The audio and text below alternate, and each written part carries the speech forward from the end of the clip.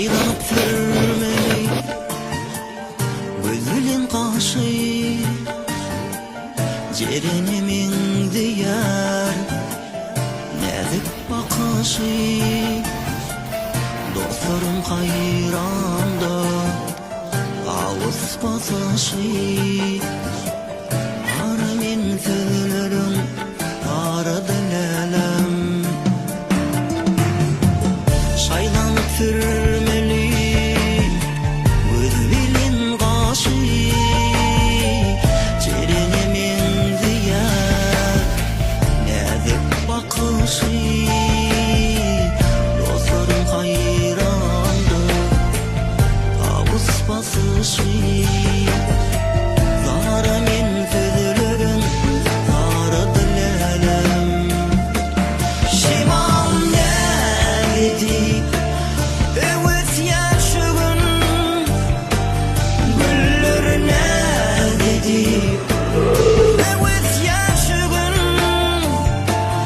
yarım ne dedi? Yalvarırsan senim toy günü aile gün, söyleyeyim şu gün. Şimal ne dedi? Evet yaşığın güller ne dedi? Evet yaşığın yarım ne dedi? Yalvarırsan senim. Şaylanıp sürmeli gözülün kaşı, cerenimin diyar nazik bakışı. Dostlarım hayranda ağız basışı, haramin sözlerim aradı lelem.